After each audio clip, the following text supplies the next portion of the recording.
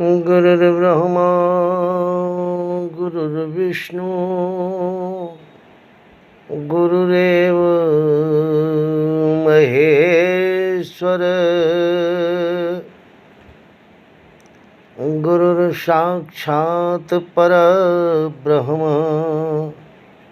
तस्मै श्री गुरुवे नमः। ज्ञानमूलं गुरुर्मूर्ति पूजामूलं गुरुपदं मंत्रमूलं गुरुर्वाक्यं मोक्षमूलं गुरुकृपा।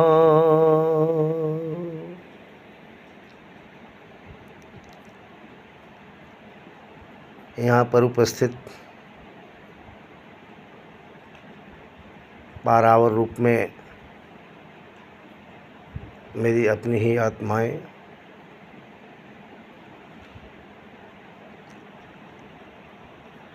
यहाँ पे जो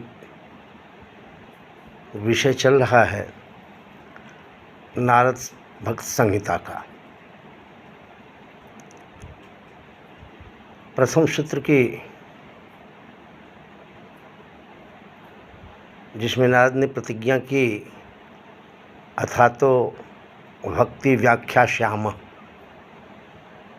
मैं भक्ति की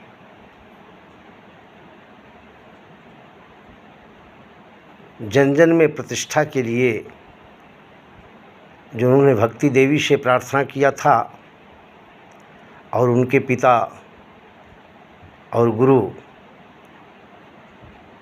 ब्रह्मदेव जी द्वारा जो आदेश हुआ था, उसी की विवेचना में आज उस नारद भक्त संहिता का दूसरा सूत्र भक्ति का रूप क्या है उसके ऊपर चर्चा होगी। प्रथम सूत्र प्रतिज्ञा सूत्र था, उसमें जिस भक्ति की व्याख्या करने की प्रतिज्ञा की गई थी उस भक्ति का अब दूसरे सूत्र में रूप बतलाते हैं। रूप वाह्या होता है, जैसे मिस्री के गोले का रूप, तो मिस्री के गोले का रूप क्या होगा, गोलाकार होता है, लेकिन उसका स्वरूप, उसका मिठास होगा।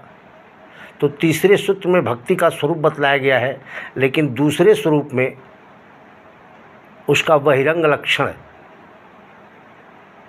भक्ति वैसे तो स्वयं अंतरंग है, उसका निवास हृदय में होता है, अतः उसका बहिरंग लक्षण भी मनुष्य के लिए अंतरंग ही है।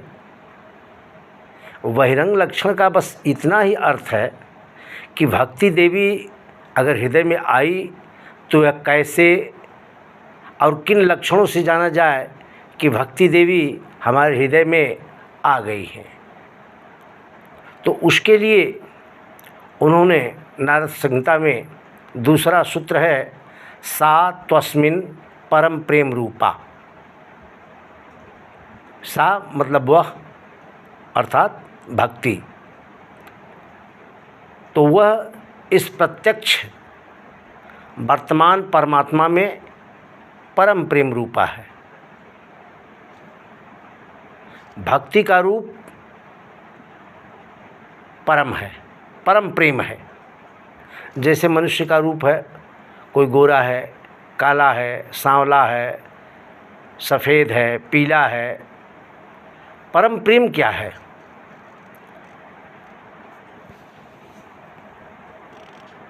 प्री धातु से प्रेम शब्द बनता है। इस प्री धातु के 3 प्रकार के पाठ गणभेद से प्राप्त होते हैं। प्रिंग प्रीतौ, प्रिंच तर्पणे कांतौ च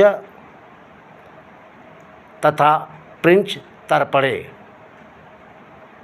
इनके पाणिनीय व्याकरण के अनुसार लट लकार के प्रथम पुरुष एक वचन में सब मिलकर 7 तरह के रूप होते हैं। प्रियते, प्रीणाति, प्रीणीते, प्रीणयति, प्राययति, प्रयति एवं प्रयते। प्रियस्य भाव प्रेम अथवा प्रेम परमः प्रेम रूपम यस्य सा परम प्रेम रूपा। सामान्य वह जिसकी व्याख्या करने की प्रतिज्ञा की है वह भक्ति है। तू तो अस्मिन, इसमें अपरोक्षे प्रत्यक्षे पूर्ववर्तिनी अर्थात सम्मुख विद्यमान परमात्मा में परम प्रेम रूपा परम प्रेम रूपिणी है। इस तरह से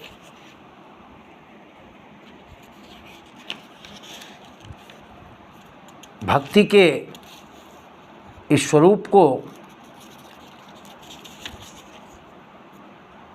अंतःकरण में जो आह्लादिक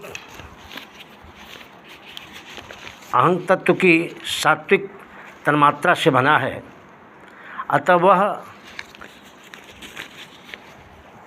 अहं तत्व का सात्विक परिणाम ही होता है। जब यह वृत्ति आती है कि यह शत्रु है, इस पर क्रोध करो, तब इसमें भी शत्रु का ज्ञान रहता है। बंदरिया जब मरे, बच्चे को मोहवश छाती में चिपकाए घूमती है, तब उसके मोह में भी अज्ञान रहता है कि मेरा पुत्र है। अतः रजोगुणी वृत्ति क्रोध तथा तमोगुणी वृत्ति मोह में हमें भी सत्वगुण का परिणाम ज्ञान है। क्रोध शत्रु पर आता है, अतः रजोगुणी वृत्ति है। समाधि में चित्त की एकाग्रता में देवता मिला तो यह चित्त की स्थिति सत्वगुण हो गई। किंतु जब चित्त का सत्वाकार परिणाम ईश्वर से युक्त हुआ तो उसका नाम भक्ति हो गया। अंतःकरण तो एक ही है, किंतु देखना यह है कि वह मिला किससे। नेत्र तो वही है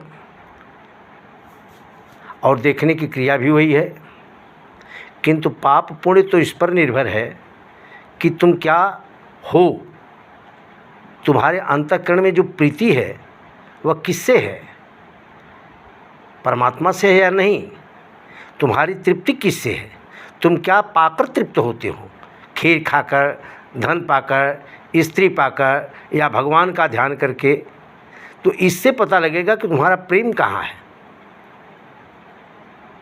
भोजन, वस्त्र, धन अथवा स्त्री में जो तुम्हारी प्रीति है वह क्षणिक है, उसका नाम प्रेम नहीं है। प्रेम में 7 बातें अनिवार्य होती हैं। जैसे नंबर 1, प्रेम किसी प्रकार घटता नहीं है, वह एक समान रहता है। दूसरा, प्रिय के प्रति रुक्षता कभी नहीं आती है, कुछ भी हो जाए लेकिन उसके प्रति, प्रिय के प्रति कभी रुक्षता नहीं आती है। तीसरा, पूर्ण चंद्र के समान परिपूर्ण होने पर भी प्रेम में कुछ वक्रता रहती है, थोड़ा टेढ़ापन रहता है, कुछ छेड़छाड़ चलती है। और 4, प्रेम का रस कभी बासी नहीं पड़ता है, नित्य नवीन रहता है, प्रेम में तृप्ति नहीं है। 5वां, प्रेम में भय कभी नहीं होता है। भय और प्रेम एक ही अंतःकरण में एक साथ नहीं रह सकते। दुख और प्रेम तो एक साथ रह सकते हैं। प्रेम दुखी रह सकता है, प्रेमी दुखी रह सकता है, किंतु जिससे हम भयभीत हों उससे प्रेम नहीं कर सकते। दुख के साथ तो चल सकता है, दुख के साथ चलता भी है प्रेम। और 6, प्रियतम में दोष दिखने पर उससे विरक्ति नहीं होती है, सेवा भाव जागता है, लगता है कि अब सेवा की अधिक आवश्यकता है।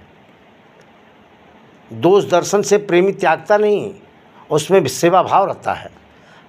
और सातवां, प्रेम में देरी, दूरी और पर्दा सब मिटा देता है प्रेम। प्रेमी और प्रियतम एक दिन मिलकर एक हो जाते हैं। सत्यपि ध्वंस कारणे सर्वथा ध्वंस रहितः। संबंध टूटने का कारण होने पर भी जो कभी किसी भी प्रकार से न टूटे वह प्रेम है। प्रेम तो आसृष्टे रक्षा ईश्लु, सृष्टि रहे वहाँ तक क्षीण न होने वाला है। ऐसा प्रेम भगवान से हो, सब प्रकार की तृप्ति भगवान से प्राप्त हो, तब प्रेम हुआ। और यह प्रेम, परम प्रेम ही भक्ति का रूप है।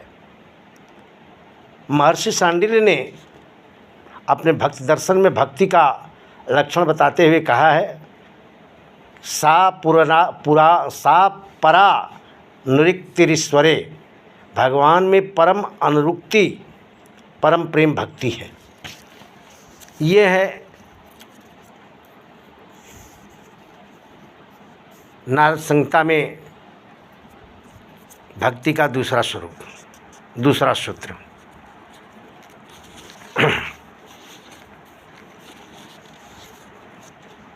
अब तीसरे सूत्र में भक्ति का स्वरूप बतलाते हैं।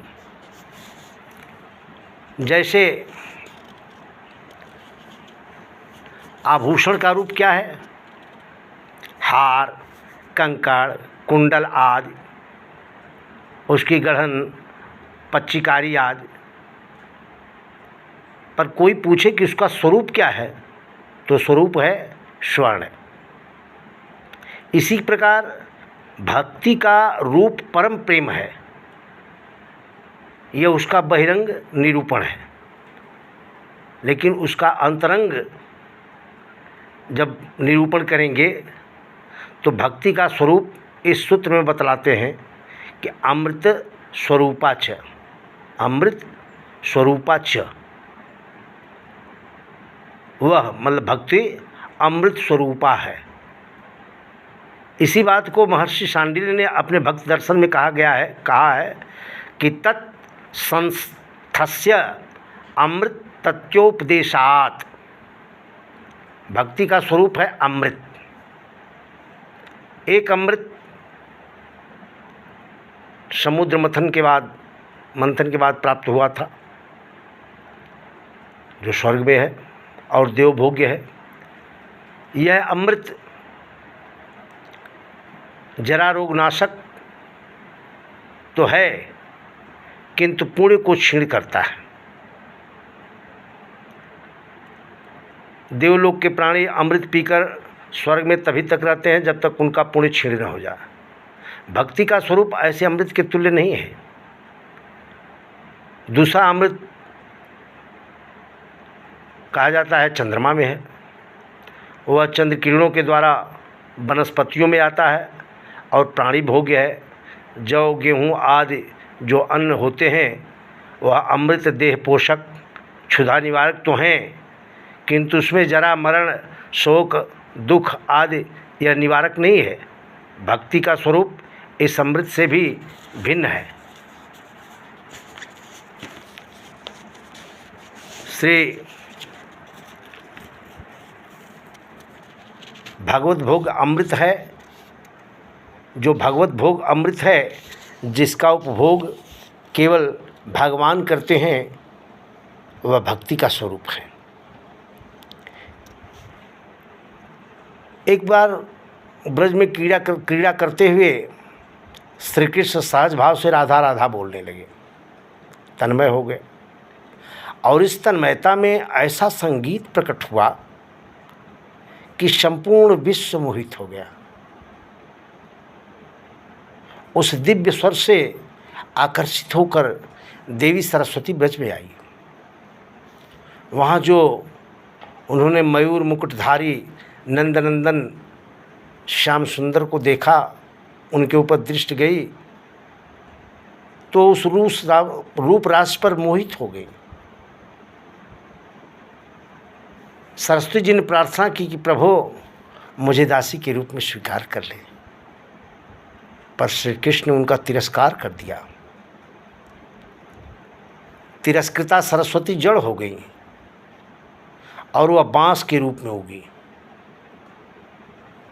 उसी बांस की बंसी श्याम सुंदर बजाते हैं, अपने ही प्रेम की परिणति का उपभोग करते हैं। भक्ति को यदि सत्वगुण की वृत्ति कहो तो सत्वगुण प्रकृति का वीर्य है, और भगवान प्राकृतिक वस्तु के बस में तो नहीं हो सकते। और भक्ति को माया की वृत्ति मानो तो माया छल कपट से भगवान सदा दूर रहते हैं। माया के वशीभूत भगवान भला कैसे हो सकते हैं। और अगर भक्ति को जीव का प्रयत्न मानो तो जीव के किसी भी प्रयत्न में भगवान को बस में कर लेने की क्षमता कैसे हो सकती है। तो फिर भक्ति को भगवान की शक्ति मानो अगर, तो भी शक्तिमान के बस में होती है, शक्ति शक्तिमान के बस में होती है। शक्तिमान भगवान अपनी शक्ति के बस में तो हो नहीं सकते हैं। अतः भक्ति तो भगवान की आह्लादनी शक्ति का सार सर्वस्व है। वह परमानंद स्वरूप, जो स्वरूप भूत आनंद है, वही है। भगवान जब अपने ही स्वरूप भूत आनंद का रसास्वादन करना चाहते हैं, तब भक्ति के हृदय में स्वयं उस आनंद को स्थापित करते हैं। इसलिए भक्ति भगवान की वह आराधनीय शक्ति है, और भगवान उस आनंद के बस में हो जाते हैं। भगवान अपने ही स्वरूप भूत आनंद का रसास्वादन करते हैं।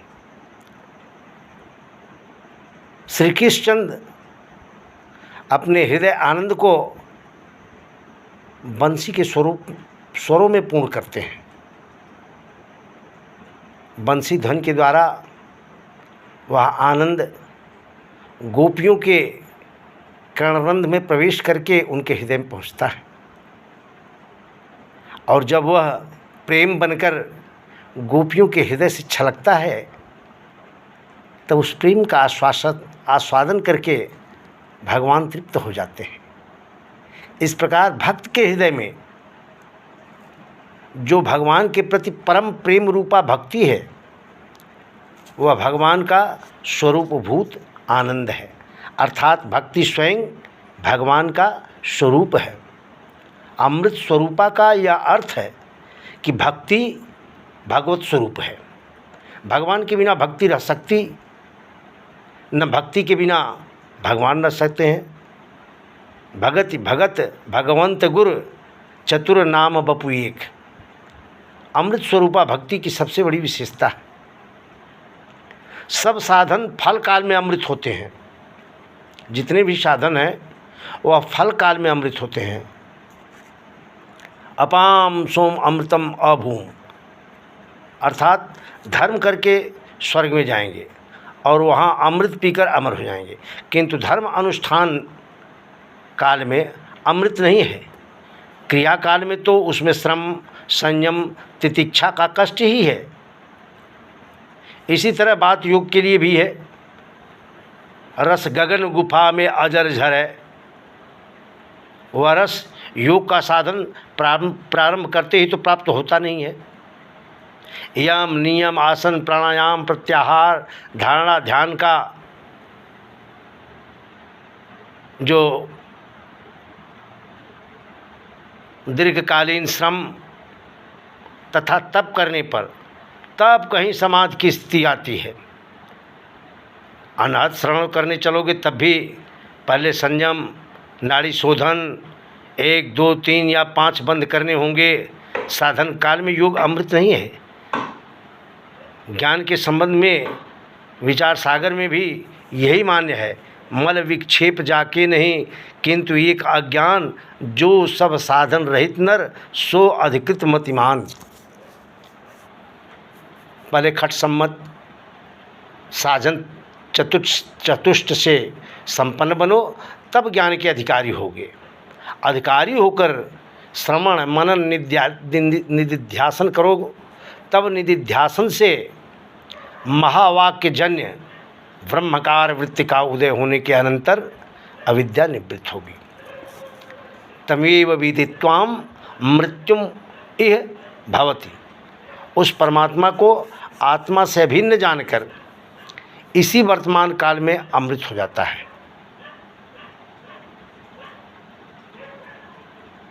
किंतु अमृत होता है जानकर ही। तात्पर्य यह है कि ज्ञान साधन काल में अमृत नहीं है, किंतु भक्ति सिद्धि काल में तो अमृत है ही, साधन काल में भी अमृत है। एक व्यक्ति नदी के इस पार है और उसका प्रीतम नदी के दूसरे तट पर है। अब नदी कैसे पार करे?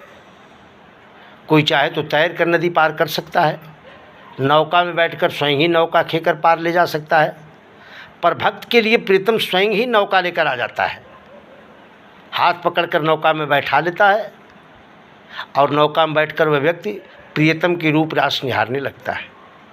दूसरे साधन ऐसे हैं कि पार जाने पर प्रियतम की प्राप्ति होती है, किंतु भक्ति में तो स्वयं प्रियतम इसी पार नौका लेकर आ जाता है। भक्ति का प्रारंभ होते ही ईश्वर का सहारा प्राप्त हो जाता है। धर्म, योग, ज्ञान तुम पदार्थ प्रधान है, यह सब तुम पदार्थ प्रधान है। इनमें अपने को ही सब कुछ करना पड़ता है। यद्यपि ज्ञान उभय पदार्थ प्रधान है, किंतु साधन चतुष्ट तथा श्रवण आदि उससे भी जिज्ञासु को ही करना पड़ता है। अर्थात धर्म, योग या ज्ञान के मार्ग में अपने बल पर ही प्रगति संभव है। प्रगति के संबंध में सिद्ध भक्ति, प्रेम भक्त की बात तो छोड़ दो, जो साधनात्मिका भक्त की ही बात देखो। एक व्यक्ति कहता है कि मुझे तो कोई साधन बनता नहीं,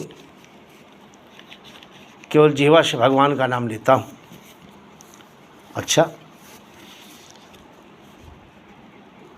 क्या इस भगवान नाम लेने में कुछ अमृत, कुछ रस तुम्हें मिलता है? यदि कोई कहता है नहीं मिलता, तो समझना होगा कि वह रोगी है।